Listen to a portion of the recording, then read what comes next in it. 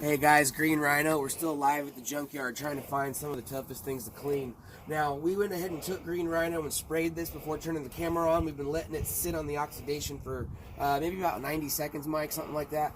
Okay, now we're using Teflon. This is non-abrasive. It's not going to scratch anything from your barbecue grill to your paint, your hood, your anything you've got. It won't hurt it.